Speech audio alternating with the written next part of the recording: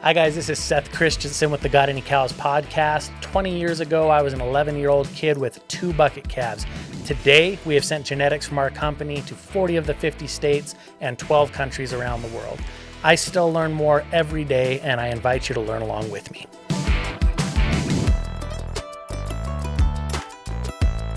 We're back on another episode of the Got Any Cows podcast. I got my good buddy John LaRue with me, and we were just trying to figure out how long we've been since we last recorded an auction podcast, and it's been a couple of months. So fill us in, John. What have you been up to? I mean, other than twiddling your thumbs and hanging out with little to nothing to do, what have you been up to? Yeah, I mean, now the weather's turned and the snow's melted, so we've been trying to scramble, get ready for summer stuff, and we got spring stuff. Been trying to clean the pens a lot lately, and just a lot of catch-up stuff, I think, to get ready for the upcoming year. And we've been getting cows bred and preg checked, and still doing, a little bit of breeding. Most of them are pregnant, but there's still a handful that we've been working on, and just busy all the time. It seems like can't ever get enough done. You always think you can get more done than what you actually get to. So Right. Well, that's like you're saying there. I mean, it's just there's always something. Like anytime I think, oh yeah, we're sitting pretty decent. Like we're kind of ahead. Half feeling okay for a minute. There's just always, today we're fighting water. You know what I mean? Like trying to keep water. I mean, it's one of those things that like it's you don't think about it till it's not there. And then there's an issue with water flowing and figuring out where that's going and why it's not flowing right. And well, like the other day, we had that tree that fell down across the road. You're like, we're going to get that tree away. Right, yeah. Trying to get the tree away. Next day, another tree fell down across the road. And we're trying to get fence fixed, down there in the river bottoms. And then you got a giant tree in your way. So it's like, now we got to go back and get the saws. And then that tree fell on our fence. So it's like, now we got to rebuild the whole fence plus a tree. And meant to go down there to do an hour job. And that turns into a half a day or whatever, And it's stuff like that all the time. So. Oh, yeah. Yeah, well, and I mean, cows just never do anything at a convenient time. It's just like the other, I mean, today's a Monday, and so yesterday, is today Monday? Today's Monday. Yesterday was Sunday, and so naturally, there's a cow that the timing she needs bred is, 7 a.m. on a Sunday, and so out there doing that. And it's not like any of those are terrible, awful things, or like it's anything we haven't done a million times before, but it's just there's always something, what I mean? Like, and so people will call and ask me kind of like, what's up or what's the latest, man? Just chasing kids and cows, and it keeps you busy. It's just, that's pretty much it. Like, they don't quit. The kids always want to be fed, and the cows always want to be fed and bred and whatever else. So, it's never ending. Yeah. I say, and our last auction went really good. Which is great, and that's wonderful, and we're so blessed and so fortunate that it did. But then you got to ship it all, and so then you're coordinating, between trying to get all the frozen genetics coordinated, and then getting all the live animals coordinated, and then getting the the bulls that are ready to go right away versus the cows that need to get a little further pregnant before they ship, and different things like that. And then it's not always on our schedule too. You got to coordinate with the vet to get the health inspections and the brand inspector to go around his schedule of government hours and whatever. So it's a hard job. Don't want to work him too hard. So bless his heart. I won't mention my name. He probably listens to our podcast. So if not, he probably will one day. But, oh no, we're grateful to be able to get it done. But it's a job to get everything right. Well, from the time an auction, you look at all of what has to happen ahead. So like right now, today as we're recording is March 7th. No, it's not. Today's April 7th. Yes. Wow, man. It has gone quickly. It's been 2 months since we last recorded, Yep. So it's April 7th, and the auction's not going on until May 7th, but you got to get the lineup finalized, which means you got to finalize where inventory's at, because that's always moving, because what animal was born, what animal died, what animal was bred, what animal weaned, what inventory have we sold between frozen genetics and live animals and whatever else, what is and isn't committed, what's available. And anyway, getting the inventory even figured out, so then you can figure out the lineup, so then we can record the podcast, so then we can do the auction assembly, so then we can do the promo, so then we can run the sale, and then line everything up to issue all the invoices, receive all the payments, line up all of the trucks all over Kingdom Come to send all the shipments, and even trying to send frozen genetics and stuff and make sure that those shippers are available when they need to be and that everything's coordinated. It's just a lot of moving pieces, And so it's like, man, I'm sure glad the auction went well, which it really did. It was really fun and a wonderful sale, but that means there's a lot of stuff to go a lot of places, and so we're I guess fortunate to be busy in that sense. But what else comes to mind? What else have you been up to since the last time? I guess we recorded in now I have to think what month is what. February we recorded for the March auction. Now it's April. We're recording for the May auction. Yep. What else have you been up to lately? We got some work done on the shop. Got a door put on the front of it to help keep some of the birds out. Feeding cows. We're still calving a few, so we've had 2 sets of twins be born since our last auction. And they are awesome. They're doing great, and they're just love them. Their mothers didn't love them as much as we do, so we got rid of their moms, and we've been bottle feeding them every morning and night, and that's been great. It's been fun to watch them and just their attitudes and their growth, and just a great set of twins. Well, both sets of twins have been really good. So Well, I say it's been a minute since we've had to bottle feed. Luckily, I mean, like, that's never the goal. Never the plan. But yeah, when you have twins show up that are as valuable as what these have been, and then the mother decides to be as ornery as both, that is the luck. I mean, you look at, we got way lucky round 1, and and we get a cow that not only delivers them unassisted. Well, number 1, they stick. Number 2, they carry. Number 3, delivers them unassisted. But then that cow nursed them both, and they've done awesome with the ones that showed up in December. But then the 2 different sets of twins that showed up in March, both times the cow is just terrible. I mean, and luckily, again, great calves, and luckily they carried, and luckily delivered unassisted, and wonderful babies, and we're really fortunate to have them. But these cows were both just terrible, awful bad. Just really, really ornery recips, But, well, and you had a customer that wanted one of those cows because he wanted one of those pregnancies, and you chose not to sell her because we knew she had some attitude issues, and we're like, we don't want to send you this cow, and we'd rather deal with her ourselves than send her to someone, and we did. We knew what we were in for, and it was worth it for us, and we knew how to handle the wild, crazy, mean cow, and we got the calves out of her, and now we're done with her. Now she's dead, like she should be. So any cow with an attitude like that gets their life shortened. And I just employed at McDonald's. It was like, though in both cases there, it's like, it's not worth. I mean, we try, and that's the thing. It's crazy with both those. I mean, you and I sort really careful to make sure we don't have that disposition issue in. Both of those cows had raised calves prior and had at least been acceptable. You know what I mean? Had been manageable. Like, it'd been okay. On the quicker side, but never really a problem. And then, they go and deliver these calves, and out of the blue, I mean, just mean, and just really aggressive. And so that's just not worth having, Well, and the biggest choice, too, is that it was a danger to the calves. Because they were running their calves over because they're worried about people being around or, just not paying attention to their calves either. So when it gets...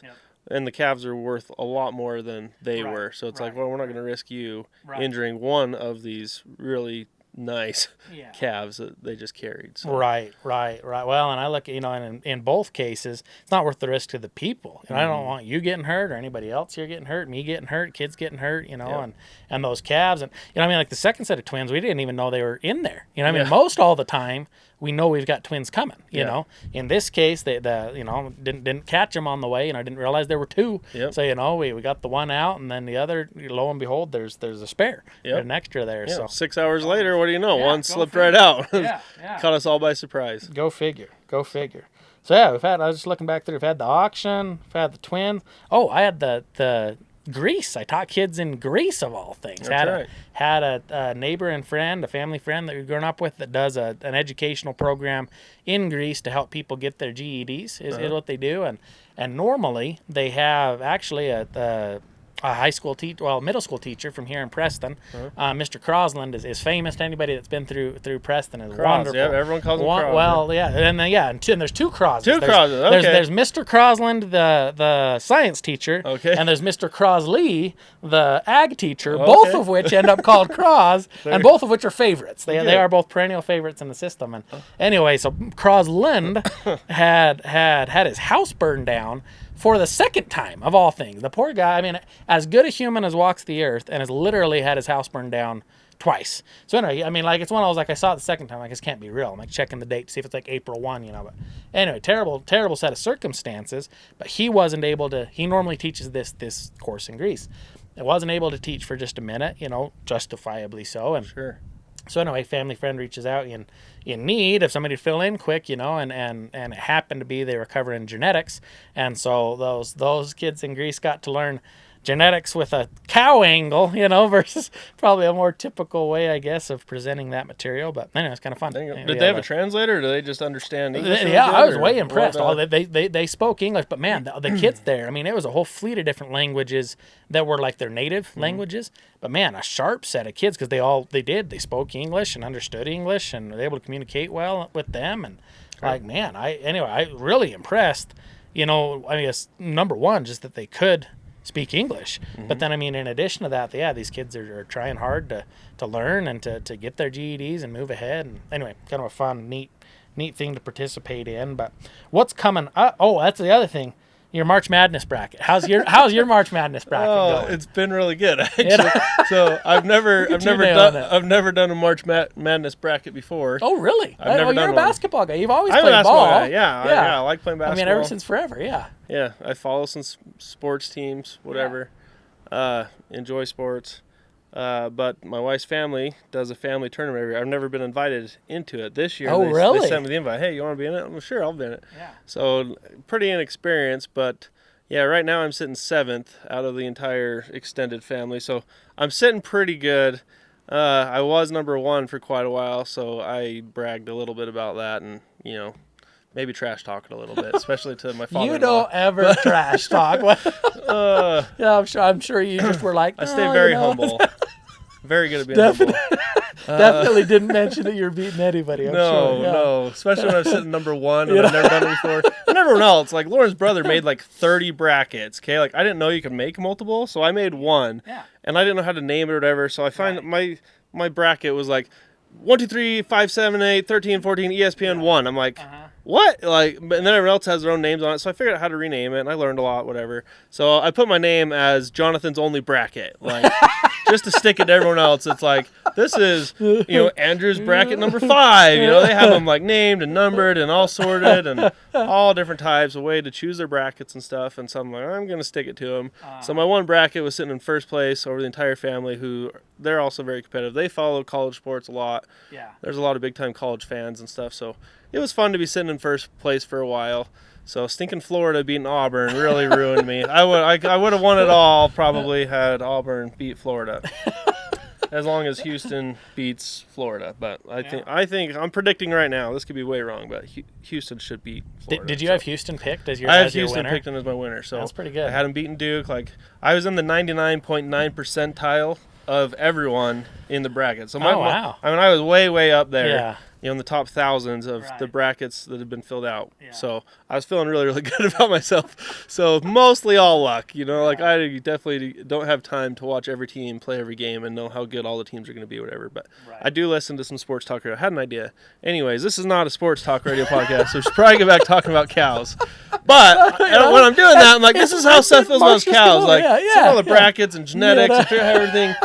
This cow's probably better than this cow. And, they have sports numbers and stuff for how teams should be and all that stuff. I'm like, this is how Seth does it with his cows. And that's pretty much it. Yeah. I don't know anything about anything else, so I have to overanalyze. I was just trying to what would the EPDs be on this team?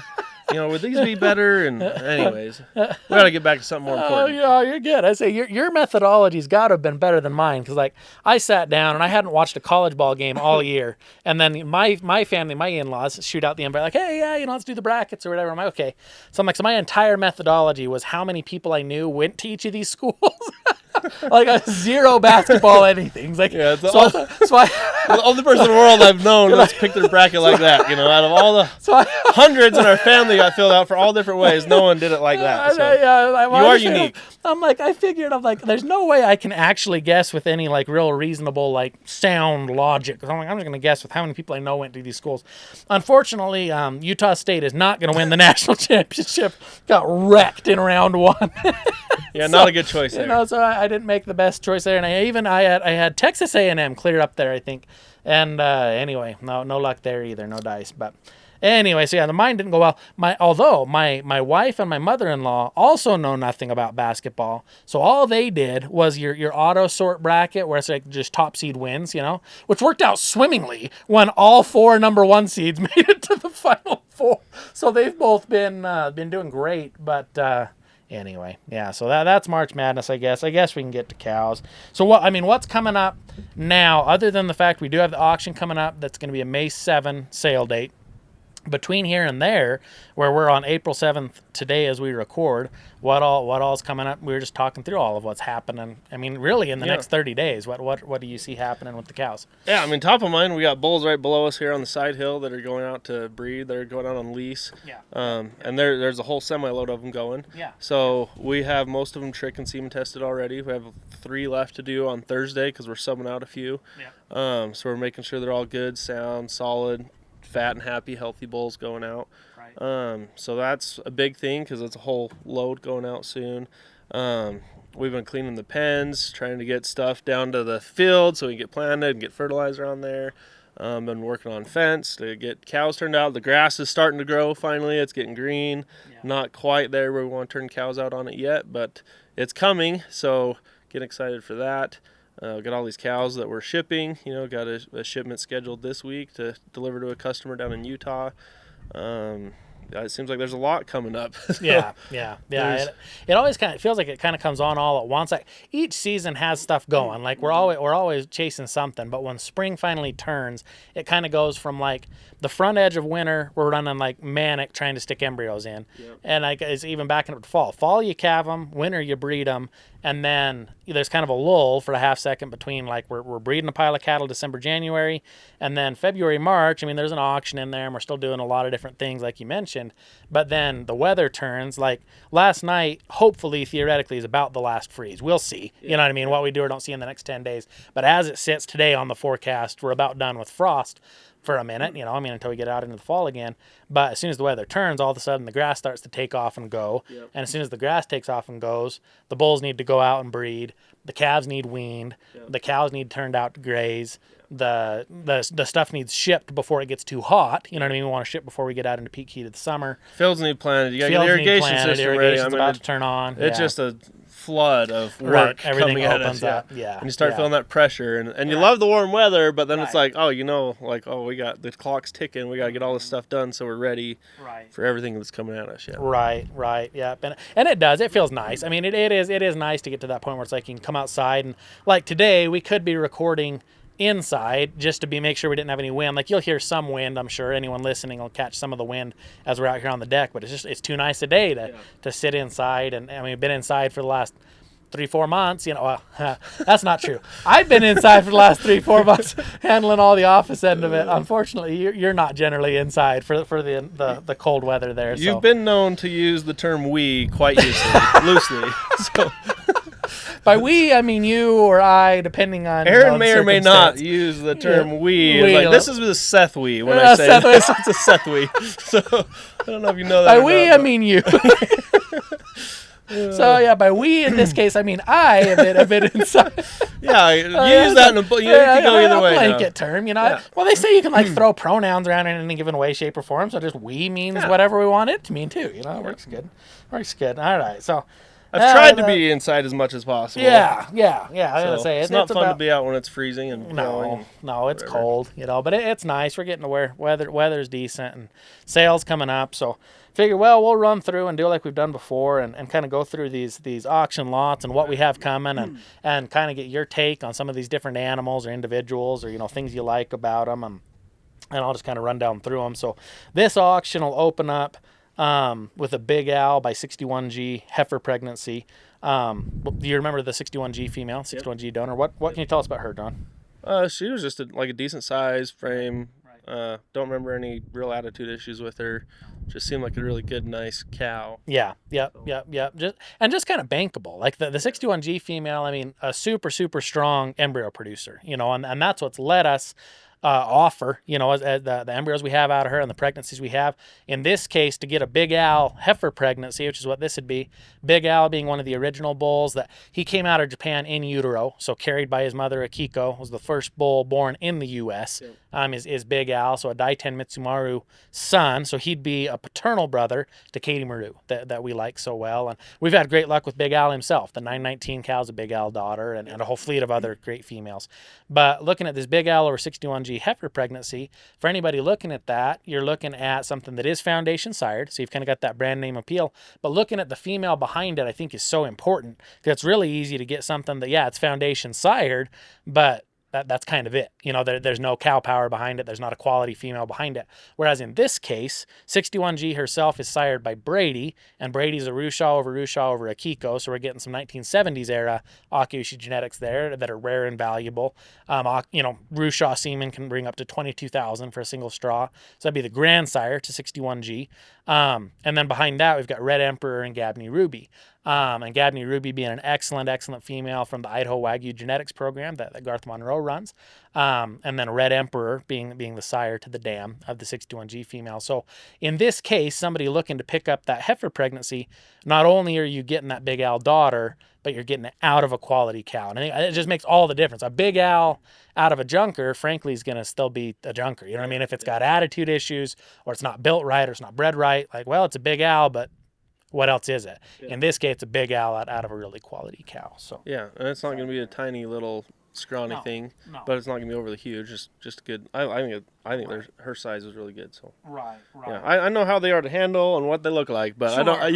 You're the guy that knows all the bloodlines, and those bloodlines I'm familiar with those. I'm like, yeah, those are all good. So yeah, absolutely. So the next heifer pregnancy that we're going to offer, and I should mention too, I mean, these heifer pregnancies have been our very most popular option by and far and away. They're our number one seller every year, and the reason being, you're getting excellent genetics without the hassle of embryo transfer, doing it yourself, but quite often without the cost of buying a donor female or a female that's already on the ground. Yep. So there's often pretty darn good buys to be had on really, really good genetics here. Yep. Lot 2 would be Outback over 9961Y. Again, a heifer pregnancy. And the thing, I guess, that makes this one unique, looking at both the top and bottom side of that pedigree. So Outback is a bull that's going to be pretty well Australian bred. He's a Katsukari son. Katsukari semen sells for thousands of dollars per unit. And then Katsukari's dam is also Australian bred. So you're getting some unique Australian genetics in that sense. Also a carcass-proven bull. Going down to Rick Fennell's place. Rick Fennell owns Outback. And going down to his place and eating a steak sired by Outback. Even in that case, I remember that was an illustrative experience with Rick. We were down there and eating beef that he so graciously provided, and Davis and I were down there. It was our first delivery down there to Rick's place, and ate just wonderful. I mean, and Rick and Cynthia are just, I mean, the best of the best. Anyway, wonderful people. But we ate this steak, and it was fantastic. And the next day we went out and looked at cattle, and he shows me the dam, and it's kind of this like pretty rangy, like, I mean, she was like, Brahman type, cross type deal, a cow that you sure wouldn't think of related to carcass quality. But the beef was fantastic, was excellent. And that's when people ask, well, how's the marbling? That's often a question. Well, how, relative to what? You know what I mean? Like, how's the marbling relative to EPDs, or relative to what somebody else has said, or relative to hearsay? Like, no, like, having been there, eating a carcass that had every right to be, pretty stringy, nasty, terrible beef off of, kind of a Brahman type cow, it was fantastic. It was excellent. So, I mean, the Outback is going to make quality carcasses. I know we will. Yeah. And going to pass that along to breeding stock. So in this case, with an Outback heifer pregnancy, you get outcross Australian genetics, you get carcass proven genetics on the top side of the pedigree. On the bottom side, the 9961Y female, what makes her unique is that she's a Tamamaru over Big Al over Himawari. So Himawari would be one of your least widely distributed maternal lines of Akiushi females, one of the original imports. And 9961Y is the only Himawari maternal line female in the AWA database. Like, it is her or her. There's not another one. And so to get one that has got that unique pedigree, but again, we come down to actual performance. This is a female that's had 12 calves, back to back to back to back to back, always calved on time, always raised a great calf. Weaned a big, nice calf again for us here. So really fertile female, still excellent footed, excellent udder, not overly big. So again, you're not gonna eat you out of house and home. And so to get a female like that, looking at this heifer pregnancy, Outback over 9961Y, you're bringing together Australian genetics, carcass proven genetics, fertility proven genetics, longevity proven genetics, with a really unique bottom side to that pedigree, in the sense that this is going to be a Himawari maternal line female herself. Yeah. So yeah, jumping down, we'll go through another couple of these here. We'll also have a Red Galaxy heifer out of the 2243 cow. that one, the 2243 female would be again an Australian pedigreed female. Jumping down below that would be an Angus heifer calf, going to be a kingpin daughter out of the 2257 cow. 2257 being our number $1 combined female out of all of the cattle we own. So a really hot index female if you're looking for EPDs on the Angus side. Jumping down to 3373, which would be a JC Rushaw 75 son. And so I guess I'll just give a brief synopsis on what JC 75 is for anyone that doesn't know. So JC Rushaw 75 won the national show at Houston, the Houston Livestock Show, 2 consecutive years. Beat all comers, both red and black Wagyu for marbling at that show. The bull with his semen inventory ended up selling for $500,000, so $500,000 bull. His sire is Rushaw, the original import out of Japan, who'd be the 1975 Japanese national champion, only national champion to ever leave Japan. That semen's traded up to $22,000 for a straw. JC75 is not available on the open market. You can't buy that semen just anywhere. It's not openly traded. So to get a direct son in this case, and 3373 is ready to breed. And it's been fun to watch these bulls, come along because they, coming off pasture last summer, we were concerned about them. We ended up having a pasture that they just didn't come off looking great, and we were concerned as to where stuff would end up. But as they've come through the winter and hit some feed and got on some better feed, man, they've taken off and done great. By feed, you mean really good. Alfalfa. Right. Yeah, we're not dumping corn or anything else to them. Just alfalfa. Alfalfa, they've done awesome. Yeah, they've done really well and look really good. And that 3373, is one that's passed the semen test and looks great and is ready to rock and roll. And they are. They're a sharp set of bulls. If you have any comments or thoughts on the set of bulls down there? I wouldn't be scared to use them. Yeah. So they're good. They're nice. We're excited about them. I'm going to take my wife down there. She doesn't know a whole lot. She's like, oh man, these bulls are looking really good now. I'm like, they are. Like, this is a really good set of bulls. And someone's gonna be really happy with that bull. Yeah. So whoever buys them, and he's gonna be worth the money. And he's one that he's gonna sell for quite a bit. I think he'll do well. Looking at him being a JC75 son, but then in addition to that, looking at the bulls, even looking at how JC75 is bred. So he's a Rushaw on the top side, but then his dam is an Uma-Maru cow, and Uma-Maru is a Katie Maru son. And we know what we think of Katie Maru, and just excellent mannered, excellent amount of muscle with the base, just great to look at, great to handle, fantastic cow. And so she's the best cow in the breed until proven otherwise. If someone has a better cow, please show me. Please bring her and show us. I will come to your place. Right? Yeah, we'll come to you. That's. Arguably, that cow, I'd put her up against any in the breed without hesitation. No, same. We've been to a lot of Akushi places now. Right. We've seen a lot of Akushi cows. Yeah. I haven't seen one better. Right. No. Right. Yeah. Hands down. Yeah. And so, having a bull like that traces to Katie Maru on the top side of the pedigree, as well as Rushaw, and then the bull himself, just if somebody was looking for a bull that was going to get sire cattle that'll grow and that'll marble, absolutely with confidence. I'd recommend that bull. And that bull's ready to breed, ready to go out right away. So anybody that's looking for spring breeding, he would get that done. The 3342 bull is the next one we're going to offer behind that, a homozygous polled bull. We had a homozygous polled bull in our last auction that brought $19,500 and topped that sale. This is another homozygous polled bull. This is actually going to be a full brother to Guapo. Guapo being one of our AI stud bulls that we have used in our AI program. Guapo semen sold at $525 for his first straw that was released in the last auction. This is going to be his full brother that is ready to go, ready to breed, ready to be used live cover. And so a homozygous polled bull there. Any thoughts or comments on the polled gene or how it relates to your work and then what you have to do? Yeah, why not go polled? Being the guy that handles them, it saves you one job, not dehorning, and commercial guys that don't want horns, get you a Akushi that increases so many good things to your herd and doesn't add horns. Right. It's a big deal. I think it's one of those, people don't think about it until you're dealing with it, right? It's one of those things that it is significant. You talk about if you leave horns on, they're gonna get stuck in everything. They'll get stuck in fences, they'll get stuck in head catches, they'll get stuck everywhere. They get stuck in trailers, get stuck everywhere they go. They'll whack other cows around. They can come after you with horns or just hit you inadvertently with horns. Yeah. So horns are a problem. They'll dock you if you try to sell cattle at the sale barn with horns. Horns are an issue. Yeah. But then if you got to remove them, now, at a bare minimum, even if everything goes perfectly, which it usually will go well, but at a minimum, it's one more job, right? At a minimum, it's going to take a little time. At a minimum, it's certainly not comfortable for the animal. I mean, we do everything we can to mitigate what you can, but it's not a pretty job. You know what I mean? You got to cut them off and got to cauterize them. Yeah. And, I mean, at a minimum, it's going to set him back a little. You know what I mean? It's going to take a minute for him to kind of catch back up and start gaining again, just because it is a stress event. It is what it is.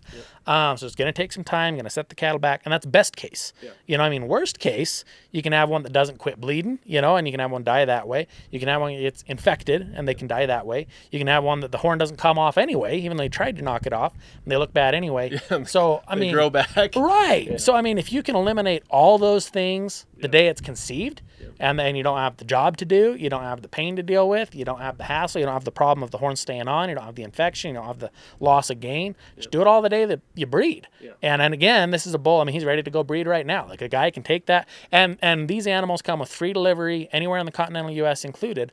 So if somebody gets that bull bought on May 7th, and I guess I should mention here, this reminds me, I ought to mention, this is going to be a horse race style close.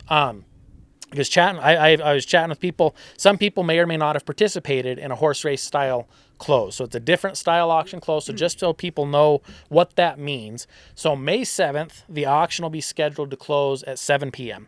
And if somebody was bidding on this homozygous polled bull we've just been talking and was trying to get him bought, I should say, it's depending on where you're at, what time zone you're in. You'd be 5 p.m. Pacific, you'd be 6 p.m. Mountain, 7 p.m. Central, 8 p.m. Eastern is when the thing's scheduled to close. Yeah.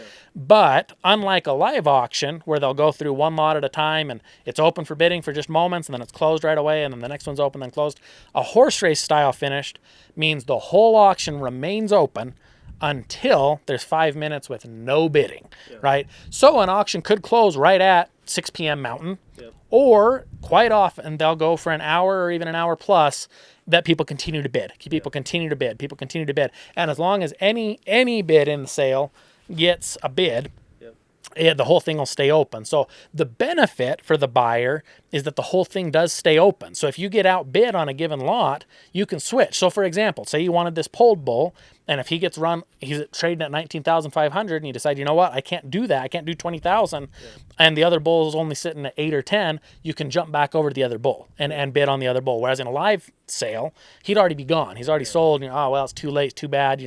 I can't switch around. The downside is, and the frustration people can have is that the auction does remain open until the bidding closes. And so, what you may think that you've about got him bought or that we're in a final 5 minutes, but the sale will extend by an additional 5 minutes every time that there's a bid. So there's pros, there's cons, there's positives and negatives as there is with anything, but want to make sure people know what to expect when it comes time. If you try to get that bull bought, that's what you're going to see, and how it's going to close. And any thoughts or comments on the auction format or anything there? No, it's kind of different. I don't think a lot of people are used to it, but I've liked it. Yeah. I'm not the one buying anything on it. Sure.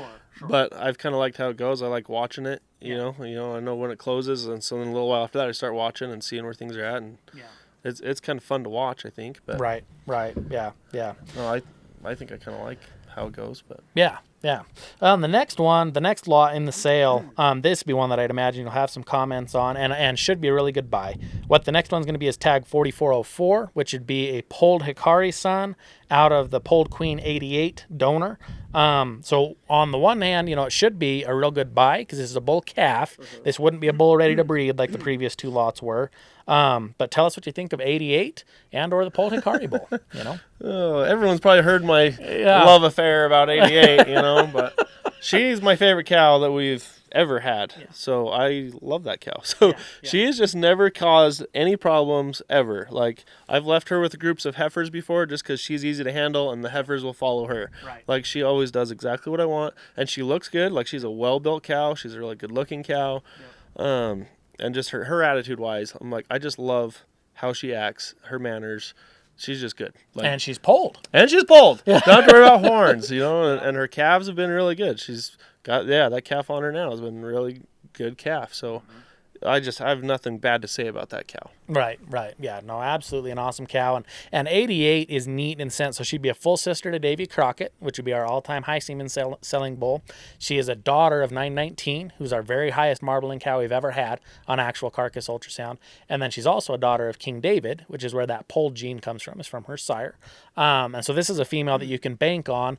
Like you mentioned with docility, you can bank on those cattle are going to be good to handle. When it comes to calving ease, they've been easy to calve. When it comes to growth, they grow quick. They look good. Marbling, backed by the very best marbling cow we've got. And then longevity, the cow's built to last. The udder's right. The feet are right. Everything's right. Like you mentioned, this is a problem-free cow. Yep. And then fun in the sense that she's bred to polled Hikari in this case.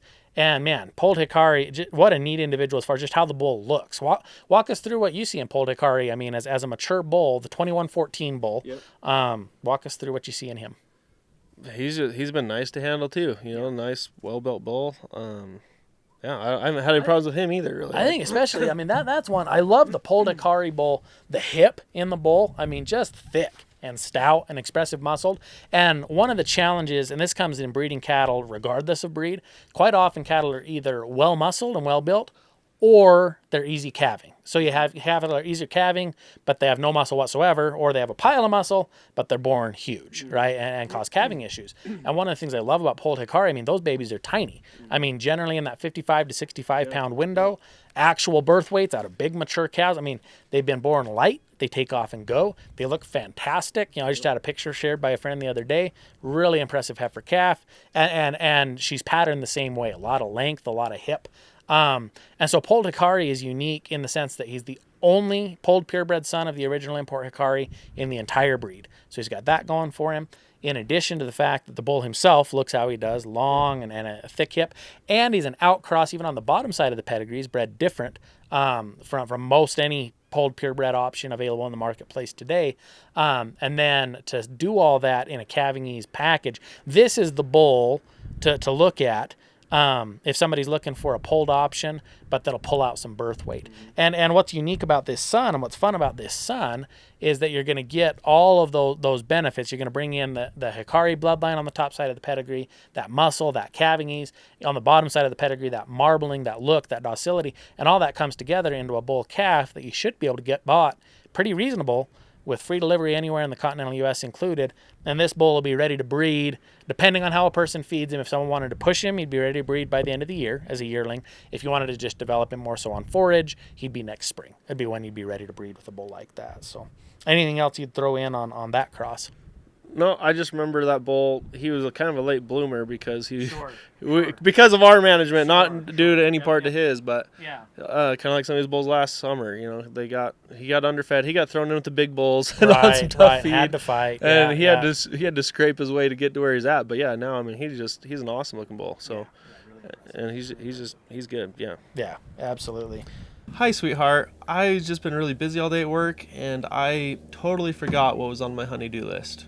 Can you just tell me, please? I would love to remind you. Thanks. Number 1, get on the website, gotanycows.com. Gotanycows.com. Number 2, subscribe.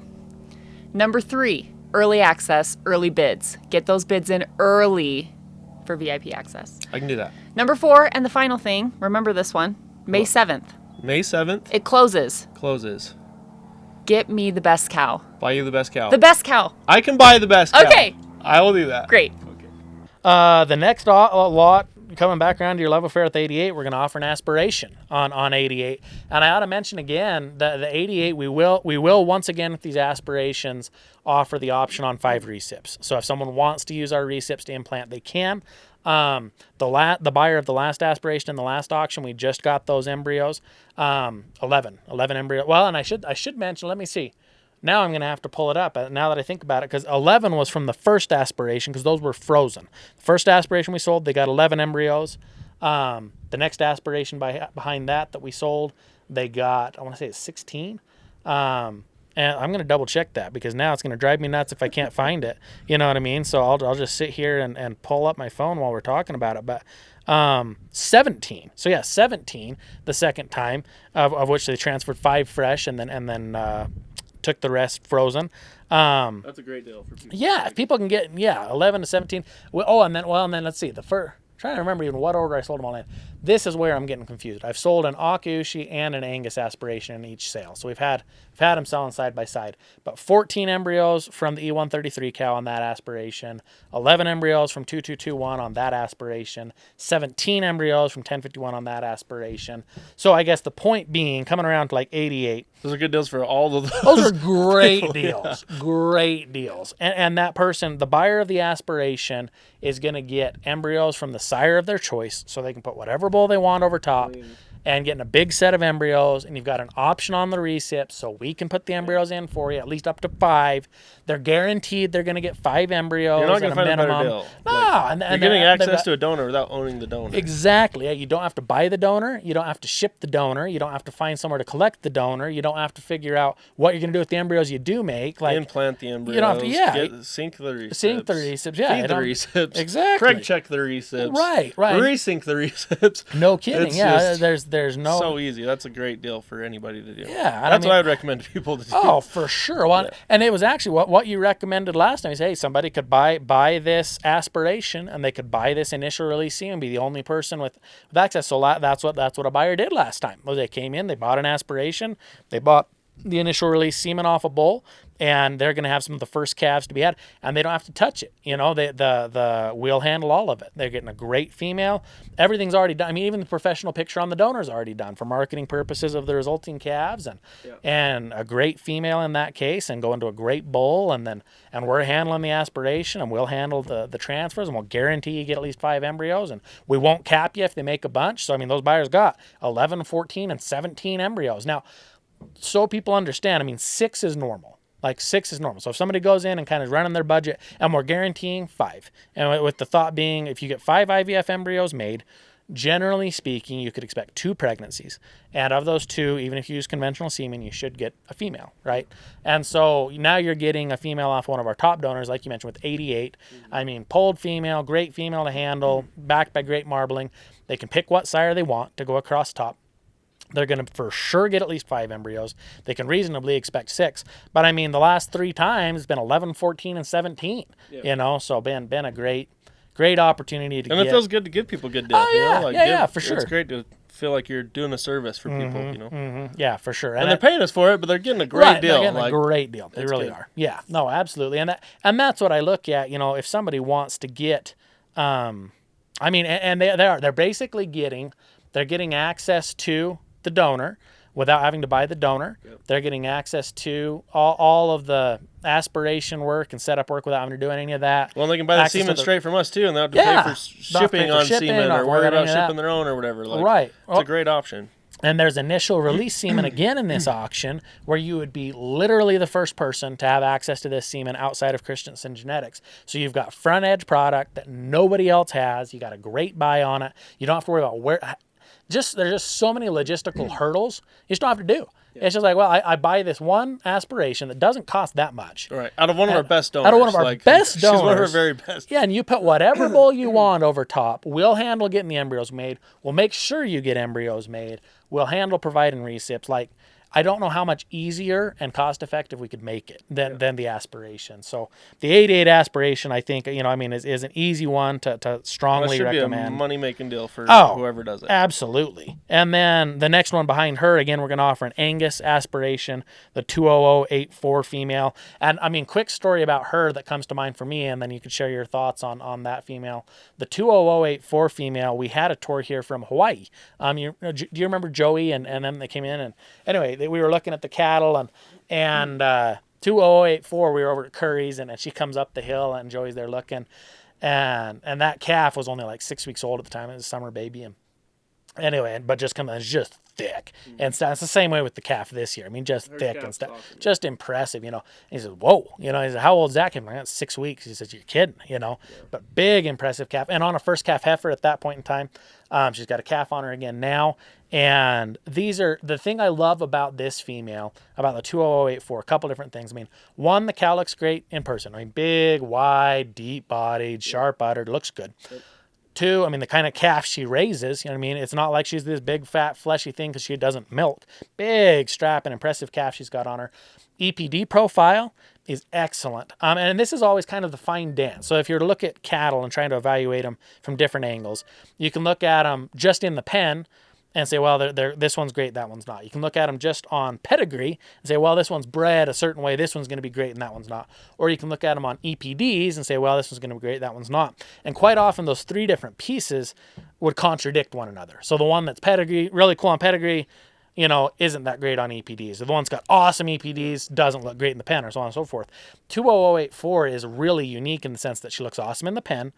Her EPDs are exceptional. I mean, I'm going to pull them right up. Just for kicks and giggles, because we're sitting here anyway. But yeah, her calves are awesome.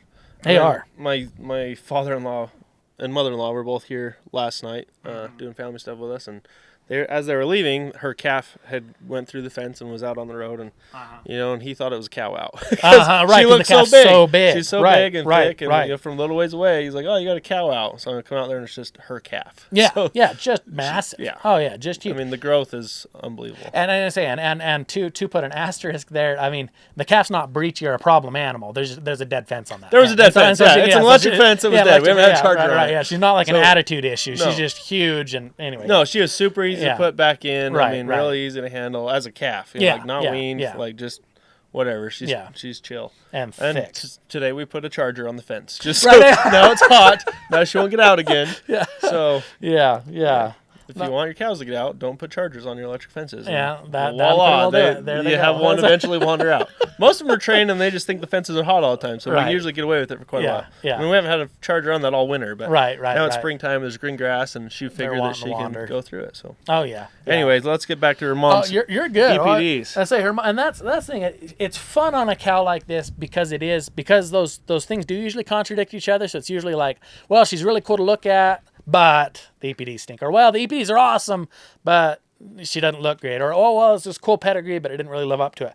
Looking at this female's EPDs, so weaning weight on this female is 109. So, I mean, just sky high. Like, for example, in a lot of cases, the yearling weight number on a lot of cattle is lower than that. And that's her weaning weight number. So, way into the top 1% of the entire Angus breed. Yearling weight's 191. So, just sky high into the top 1%. So, there's all that growth. Usually, on the rare occasion you even can find an animal that grows at that level, they've got a pile of birth weight to go with it. Because birth weight, weaning weight, and yearling weight are correlated traits. In this case, this female, for calving ease direct EPD is a 9, so she's in the top 25% of the breed for calving ease. So we're getting all the growth in the world, but we're not having to yank out a 150-pound calf that got stuck because it's huge the day it's born. They're easy calving, fast-growing cattle. And, I mean, that is, they'd call them curve benders back in the day. I mean, that's about as hard as you can bend that curve to say, hey, we're going to grow at this wildly high level and maintain top 25% calving ease doing it. Again, going to the pedigree on 20084, she is really fun, both top and bottom on the pedigree. On the top side of the pedigree, she is going to be a great-granddaughter of the Baldridge Isabel Y69 female. Y69, $1 million cow, has sold I don't know how many millions of dollars worth of progeny. The grandsire to 20084 herself is a son of Y69, Baldridge Colonel C251, brought $580,000, I believe, for 2/3 interest. Anyway, super high selling bull. So you've got power on the top side of the pedigree there, but then going down the maternal line on this female, as you trace her maternal line back, she goes right back to Basin Lucy 178E. And the Basin Lucy's, I mean, if you go back through Angus history, right, big names in the Angus deal, Basin Lucy 178E is one of the great ones, right? And you'd have a hard time finding somebody that'd say, oh, no, she wasn't any good or whatever else. Basin Lucy 178E, widely regarded, even by people that would say, hey, I don't care at all about the EPDs. Again, we talked about kind of those contradicting factors. Someone that just said, hey, I want a really cool pedigreed cow. You say, hey, we got a cow that's got both Y69, Isabel Y69, and Lucy 178E in the same pedigree. And this is a direct maternal line to Basin Lucy 178E. And then that grand dam, as you're going back in there, is sired by Traveler 004, so who is backed, or who would be the sire of the Black Cap May 4136 cow, who would be the all-time breed leader for direct progeny sales at north of $10 million. So looking at that kind of a pedigree, even if everything else was thrown out the window, she's just an awesome pedigreed cow. But she's also an awesome EPD cow. But she's also awesome in the flesh and has an awesome And she calf. stands out in the pen. Like, she's not your average cow. Like, you Right. can see her. You know who she is without looking at her deer tag. She's a power Or cow. a freeze brand. Yeah. She's she a looks power good. cow, and that's, I think that is a fun and unique cow to work with. And so again, coming around to offering that aspiration option, the winning bidder is getting an option on a great female to aspirate. You're going to be guaranteed to get at least 5 embryos. You might get significantly more, like our last 3 have, 11, 14, 17 embryos. You get to pick the sire, whatever sire you want to put across her. And it will give you access, should you so choose. You can use up to 5 of our recips to take those embryos. And so, anyway, we've beat it pretty hard as to the value there, but I think it needs said. Like, that's worth buying. I think. I don't know. Any additional thoughts on that female or the aspiration and recip option there? Not any good thoughts. Okay. I like the Akushi so much. I'm like, I just breed her to 2114 and have some really big, nice cows that are going to taste really good. Make you some really nice big steers. Don't worry about registration and paperwork and EPDs. They're going to look good. They're going to calve easy, and they're going to taste really, really good. So it's an awesome cross. not saying that's the way you should go. That was the thought I was having. Like, that'd be really good to cross. But she would make an awesome cross. Not saying that's the right thing to do, but we'll say it all depends. You're on asking me what my do. thoughts were. That was my random odd thought that people should not listen to that I had at the moment you asked. You're not wrong. She would make an awesome cross on Akiushi. I mean that F1 cross. We have it. We've got pre-orders on people wanting that cross and wanting those black Akiushi, and that'll be a fun thing to work with. Going forward. No, it's a fun cross, but she's a really good cow. She ought to be bred to a registered Angus bull. She probably should go registered. It's one of the few times I'd recommend not breeding Akiushi. She's super, super good, and her calves are awesome. Like they're easy to handle. Like I don't have problems with them. Right, so right. They're good. Jumping down to the embryos section, we've gone through all the live animals now. Jumping to the embryos, we'll hit a few of these feature embryos and a few of the feature semen lots that we've got coming up, and kind of get your input here. The both of the first 2 embryo lots, they're both sired by Red Galaxy. They are both female sexed embryo lots, and they're both conventional embryos. And so one of the benefits to these lots, number 1, would be that you've got 90% chance of getting a female versus 50% chance. So if a guy's looking at a cost-effective way to get an Akiushi female, here's your sign. Like these are going to be a very cost-effective way to get females, and your success rate should be better with those conventional embryos. So I apologize. You were about to say something. Nope, that's all I was going to say. That's what you're saying. You get a better success rate. Yep, you're spot on. So about 15% higher success rate on conventionally produced embryos or in vivo embryos, and that's always the confusing if everything's part. done right, and if everything's there's a lot of ifs. Of ifs. Yep, and so I mean, like we've talked about with embryos, period. So long as you can get them to stick, they're probably your very most cost-effective way to get something made. If you're not confident in your ET program, you're probably better off to buy those pregnancies. They're at the very front edge. You know they're going to be a heifer. You know they're confirmed. They're guaranteed to carry to term. They're coming to you carried by a proven recip cow.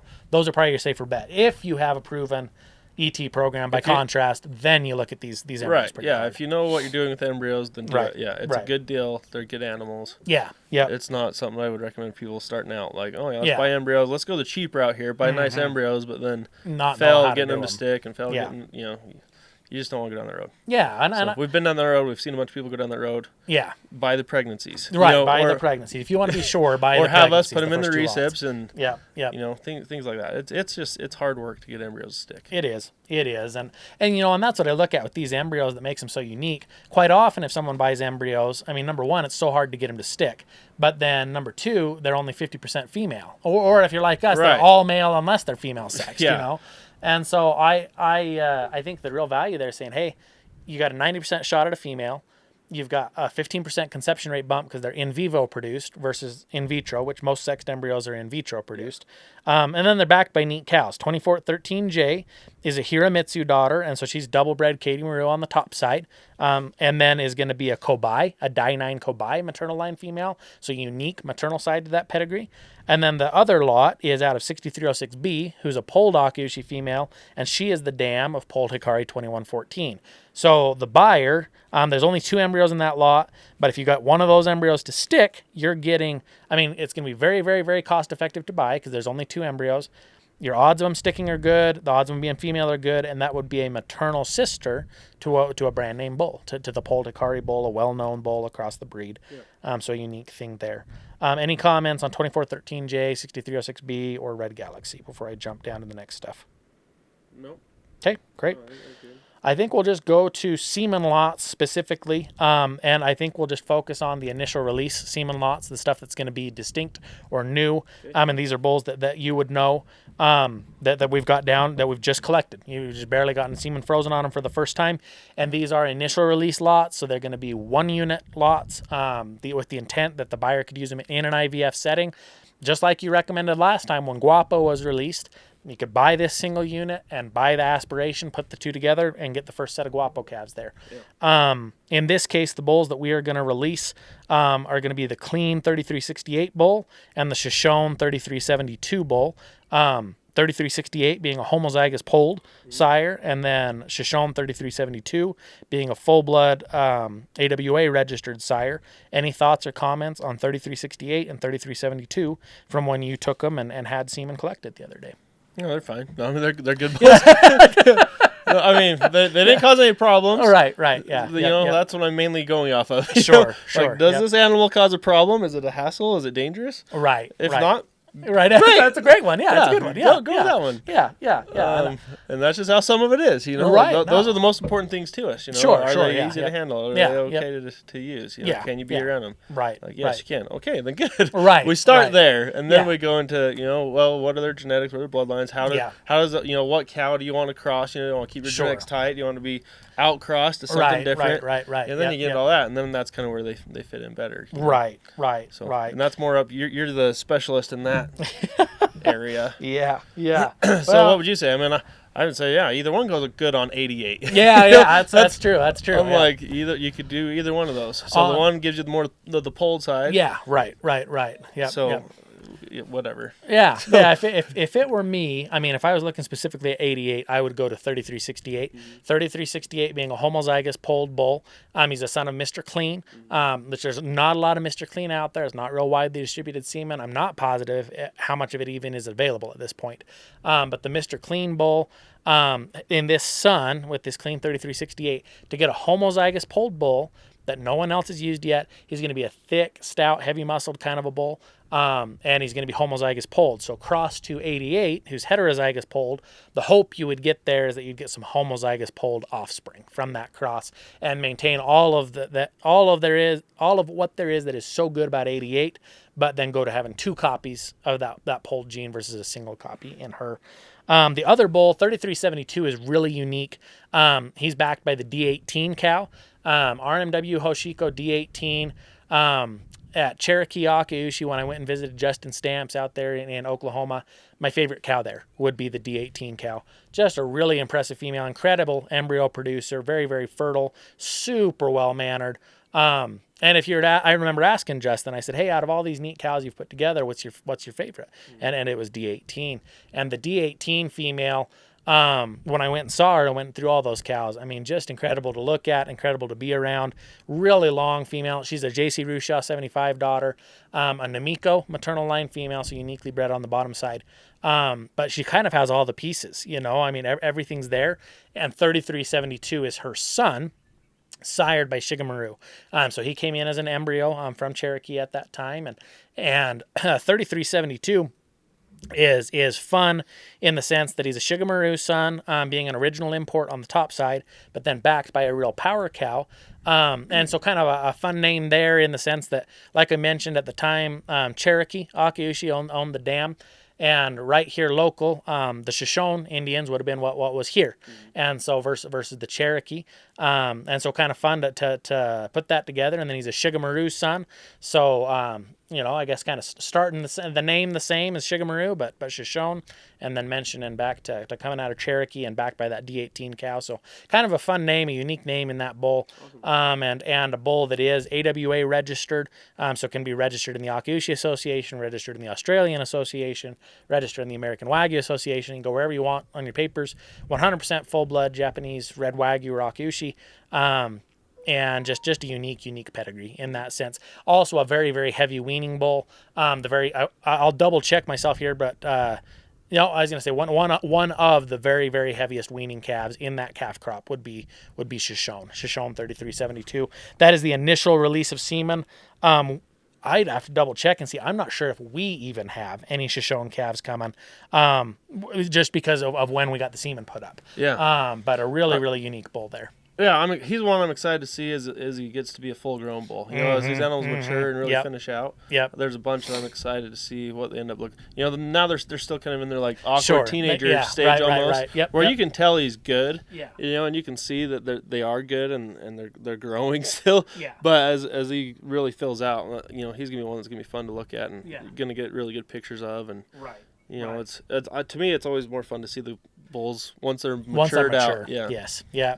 So. Yeah. No, and I'd agree with you. And that 3372 is going to be fun to watch and see what he does. And the thing again with this offering, single unit offering.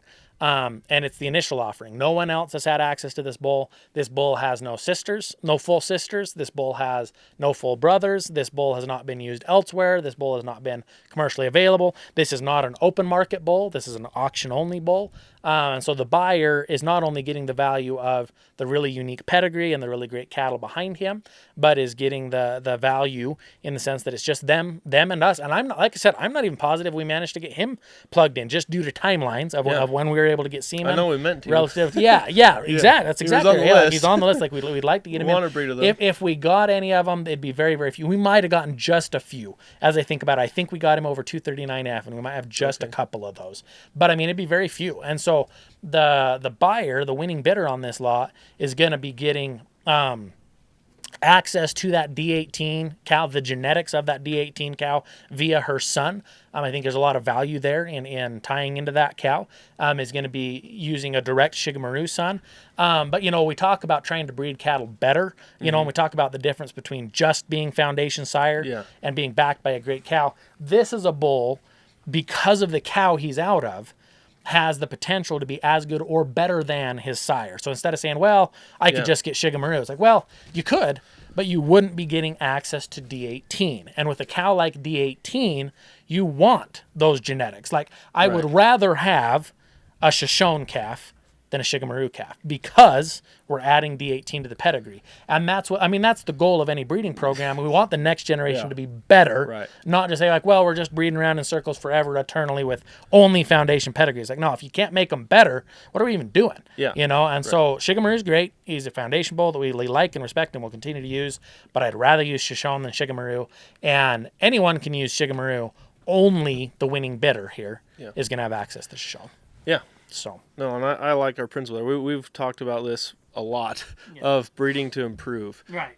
Like take the best of what was the foundation stuff and continue to make it better and improve, and that's how the breed gets better as a whole instead of going around in circles like you're saying, because then you're gonna get kind of the average of all of them instead of, well, let's take the best ones and make better ones. So and that's been your goal here specifically. Oh, absolutely. And that bull's going to do that for you. So yeah. The one other thing I thought I ought to mention, I mean, there's a bunch of other really neat embryo lots, semen lots. There's a bunch of great stuff in here. But one other thing that I thought you might have a comment on, and this is just because he stands out to me every time I'm in the pen, the 5115 calf, the calf nurse in 5115 right now, a heavyweight son. Tell us about that calf and what you think of him. I'm just thinking of that because heavyweight semen is available in this sale. I would say heavyweight is probably the most underrated bull we've ever sold or ever used, in the sense that we've had a lot of bulls sell for a lot more money, or sell straws for a lot more money, or have a lot more flash or pomp and circumstance per se. I don't know if we've ever had a better calf though at this stage. I mean, he's still young, got a long ways to go, but I don't know if we've ever had a better calf as of yet in our program than that 5115 baby. I think heavyweight's been our best looking Akushi bull that we've had here. Like as far as his build and muscle, and I mean, he just looks awesome. Yeah. So, and then that calf at 5115, yeah, he's just grown and grown. I mean, he's stood out ever since he was little till now. I mean, he's for sure one of the best looking little bull calves we have out there. Right. You know, I mean, and he's been great. And he's been calm and easy to handle, and like I have no problems with that little calf so far. Right. You know, and he's gonna. And I mean, we've picked him out as a stud. Yes. His whole life. Like we're like, okay, this is the stud of this calf crop. Right. Like he stands out. He is awesome. Yeah. And he sticks out every time you go out in the pen. Right. And you're looking for the nice calf. You see him like, oh, what's that calf? You know, oh, of course it is. Yeah. So. Right. Yeah. That 5115 baby. I mean, every time I see that calf, and that's I mean, honestly, looking at him, so heavyweight is heterozygous polled. And then the baby that we're going to call heavy duty, that'd be that calf on 5115, the heavy duty bull is homozygous polled. And I mean, I've already got plans up the wazoo to use the heck out of him. But I guess, you know, coming back around to heavyweight and that semen that's already available, I think a person can get that bought pretty reasonable. And if you're looking for something that's going to give you, again, you know, we were talking about like 284, the Angus cow having kind of the different components and the different pieces. I think that's one of the things I really like about heavyweight is that not only does he look fantastic, but also he's a Dos Equis over Rushaw. So he combines the very, very highest selling polled Akushi bull in history is like 111,000 for half interest in Dos Equis over the very most valuable full-blood Akushi bull of all time in Rushaw, who sells semen at $22,000 a straw. And then his dam's the 121 cow that has weaned big, heavy, high-performance cattle, including heavyweight. Heavyweight himself was the heaviest polled Akushi bull of his entire calf crop. So as a calf, he wins. He's the heavyweight, literally. Yep. As a pedigree, you know, looking at Dos Equis over Rushaw, he wins. I mean, these are the heavyweights of the polled and full-blood populations. Yeah. And then as a sire, and that's kind of putting the icing on the cake there, not only was he great and not only was his pedigree great, but his son is a stud. No questions asked. There's not any like, oh, well, maybe we'll watch and see and potentially. You know, like heavy duty is in the flush plans for the tail end of this year, and he's still a calf, you know? So I think if anybody was looking for maybe like, oh, what's the overlooked or the underrated bull, it'd be heavyweight. Oh, for sure. I mean, and we've been running a bullies program for a long time, you know, leasing out Angus bulls. And we've had a lot of guys come to our ranch to look at bulls and pick through and pick out the ones they want the best. If heavyweight was black, every commercial Angus guy would pick him to breed with. Like, I mean, he looks as good as any of our black Angus bulls do. I mean, everyone would pick him as much as any of these other black Angus bulls we have. And he's an Akushi. And he's polled. And he has the bloodlines to go with it. And his calves are awesome. And we haven't had problems with him. Like, he's good. Yeah. And he's one, I mean, truthfully, like I mentioned, I think, I mean, honestly, just kind of all, I don't want to say entirely overlooked. Like, I mean, he's gone to a series of good programs and been put to good use, but we've sold the semen fairly reasonable, you know, and we have let it be available, you know, but I think, I mean, if there were a bull that ought to be used everywhere, it's heavyweight. You know, I mean, he ought to be getting plugged in extensively. Yeah, so. And I don't know, would you use them on heifers or just keep them I on would. cows? I would not do that. I would focus on cows. So that would be those calves grow so much. They are heavy. They are heavier birth weight. I would pause on breeding heifers. Yeah, you're exactly right. Yeah, and that's one we've not had any problem breeding them to cows. It's not like it's like, oh boy, you know, we're going to be pulling calves. We've never pulled a heavyweight calf, but heavyweight is not one that I would recommend on heifers. I'd say, okay, this is a true performance bull, a high muscle, high capacity, high growth bull. Yeah. I would go with him on cows versus on heifers would be the and he'd make a great bull to cross to too. If you can get a semen for cheap,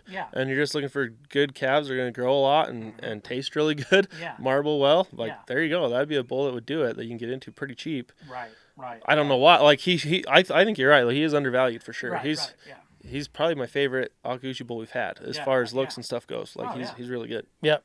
No, I'd agree. I think, I mean, at this point, truthfully, if it just comes to like, if we were hucking everything else out the window, all the pedigree, all the papers, all the whatever, and we were just going to look at bulls, the only bull that I think might meet or beat heavyweight is his son. Is heavy duty, you know, that's coming along, and I hope will exceed his size. I mean, that's our goal. That's the target, is the generation be better. But as far as bulls that we have semen on that we've collected to date, I mean, hopefully again we want to continue to pass them. But up to date, if you're just looking for looks, for power, performance, like heavyweight would be the one to look at. So. Any other, I guess, thoughts or things that you would add as far as cows you'd tie into or bulls you'd tie into or things that you'd recommend? Because we do have, I mean, all of our bulls are available. A good chunk of our donors have embryos available. Any other closing thoughts you'd add in before we wrap up?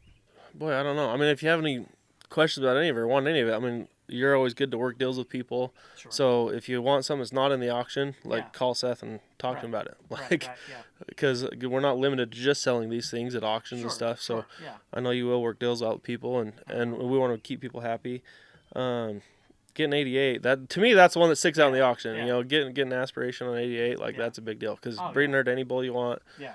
that to me is an awesome opportunity for anybody. Well, and after what we've just been talking about, I mean, like 88, if you took 88 and went to 3368, you'd be getting a homozygous polled bull and an initial release bull. So there's benefits there. But like we just talked, I mean, heavyweight is, I mean, he's a heck of a bull. And he's only hetero polled is really the only differentiator. And he has been released. You know what I mean? Like he's available. So he's different from 3368. But man, if you wanted one you just knew would make some wicked calves. Huge. You know what I mean? So, because 88's big herself, and you cross her to yep. heavyweight, and They'd be power that would cattle. be an awesome That'd cross. be pretty fun. Yeah, That'd be pretty fun. We ought to just do that. But it is, yeah, just for kicks and giggles, just because we can. Yeah, Very cool. I mean, that'd be a great cross. So, and I just love 88. Like, I would cross any bull to that cow. Like, You could I love her too much. You could breed 88 to a donkey and get a good calf. You know, I mean, she is a good cow. There's no doubt. There's no doubt. Yeah, I don't know. I think that's Pretty well covered stuff, I guess. Yeah, Probably about there. so. Good. Well, perfect. Well, say May 7th is our date for the auction, and looking forward to helping everybody with whatever we can between here and there and answering any questions we can. But on May 7th, be sure it's smartauctions.co, or you can go direct to cgauction.givesmart.com is the direct link. It'll be on the website on gotanycows.com. But May 7th is the date to have like circled on the calendar. John says get 88 aspirated on May 7th. You can't go wrong there. Yeah, Like, you just can't. You bet. Well, perfect. Anything else? I don't think so. Do you know when you'll have the auction live? So when people can get on it and start looking at stuff. That's always the question. We'll have everything submitted to the auction administrator here shortly, because I always get a ton of questions. You know, like when is it open? When is it open? And it basically just comes down to as soon as we get everything submitted to the auction administrator, and then as soon as she's able to get everything up, and then we will send out an email blast. So I would put in a plug here. Anyone that's not subscribed to the website, because I've had some people be confused too, be subscribed to the podcast, but not necessarily to the website. Subscribe to the website. So go to gotanycows.com. At the bottom of the page is a subscription form. If you're subscribed to the website, you will get the email. And all of our subscribers do get VIP early access to the bids. So they get the opening bids. They get the early bids. And so I would strongly recommend right now, like anybody that's made it all the way to the end of the podcast, if you've listened and you're clear at the tail end of the YouTube thing, or you're clear at the end of whatever, Spotify or Apple Podcasts, wherever you are, like go to gotanycows.com, subscribe. You will get an email the day it opens. The second it opens, the earliest access you could possibly get to see what all is in the sale and to get the earliest bids, which translates to the very, very best prices. Because there are things that'll sell at the opening bids. There's things that sell way above and beyond what we expect, and there's things that sell way below what we expect. But if you get in the earliest, you get the very best prices, the very best bids. You know what's there before anybody else does. And sometimes you get that opening bid, you get the best price. Like you at a minimum, you own it right now. I mean, someone's got to outbid you. Somebody's got to outbid you and pay more to get a chance at it. That's exactly right. So get subscribed to the website. You will get an email. You'll get VIP access. You can get an early bid in. And there's stuff that does sell early and cheap. So don't wait clear till May 7th, because what'll happen will be cows will get out or whatever else it is. You'll be busy. You could miss the sale. Don't wait till the last second. There are buys to be had. Bid early, bid often. And the other benefit of bidding early with this platform, the platform will text you if you get outbid. So don't wait till the last minute and then, oh no, Johnny fell off the horse, or the cows are out, or there's a basketball game I forgot about. Get the bid in early, and then if you get outbid, you'll get a text from the platform that lets you know, hey, you're outbid. And you can literally respond to the text and place another bid. And so there's a lot of options there, but I would strongly, strongly recommend circle May 7th so you're there when it closes, but get subscribed and be there when it opens. Like the day to really make money is to be there when it opens. Get the early bid. Know you're going to get bought what you want bought, and potentially get it bought at a really, really good price. Yeah. So anyway, yeah, there's my plug. Anything else? Well, just hopefully it's not like 6 months from now before we do our next podcast. Yeah, you know? So we got a lot of stuff coming up. It might take us a while to get back together again, but it's good. It's been always fun talking with you and going through stuff. It's good to reminisce and think about all the things that we've accomplished. You know, we had one of our employees, you know, that was working pretty steady for us for a while, and we kind of slowed him down. He had stuff going on, and anyways, he came back today. He's like, "Oh man, you guys got all this done and that done." And it feels great to have him come back. You know, his name's Dan. Yeah. So Dan. Shout out to Dan. Shout out to Dan. He deserves a shout out. So he's back today, and just like, man, this is great to see all this progress, and it's good to see the progress at the ranch and see the progress with the business and our cows, the herd itself. You know. So it's fun to sit down for a minute and talk about it, because when you're just busy in the day-to-day stuff of talking to people on the phone for sales, and I'm just out feeding cows and pulling calves or whatever we're doing, you don't always sit and think about, oh, we're making progress, or we're seeing the success of our labors, you know. And it's good to kind of sit down and think about that for a minute. So well, I'm glad you said the word shout out, because shout out to Dan. We love Dan. Dan's awesome. But also, I've been supposed to in the last episode and this one, and I forgot. Shout out to my friend Colby Carpenter, WagyuGenetics.com. Colby put up WagyuGenetics.com, which is an option to list and sell Wagyu genetics. So anybody that has animals that you're kind of trying to figure out your marketing plan, which is a really, really common situation for a lot of people. There's a lot of people that have the cattle and are trying to figure out how to market them. Like, how do I get them in front of people? How do I let people know I've got something available? How do I sell semen or embryos or live animals or whatever? Go to WagyuGenetics.com. Colby's an awesome guy. If you have any problems, any worries, any issues whatsoever, Colby runs 22 Wagyu up in Jackson, Wyoming, which would be where our 239F and 261F donors came from. So really appreciate him working with us on those. But also just a stellar person, runs a great program, and Colby owns and manages WagyuGenetics.com. So anybody that's wanting to find a way to sell your Wagyu genetics, get onto WagyuGenetics.com, list them there, and you'll find the Christensen genetics listings there as well for our private treaty offerings. So awesome. Glad you said shout out, because I'd have forgotten for the second episode in a row. So, yeah. All, you know, the employees always want a shout out on the podcast. Aaron was like, it took me months to get my name on there. He's like, it was like 3 years before Seth put a picture of me on Facebook. So it was only 3. Yeah, exactly. Like, work harder then.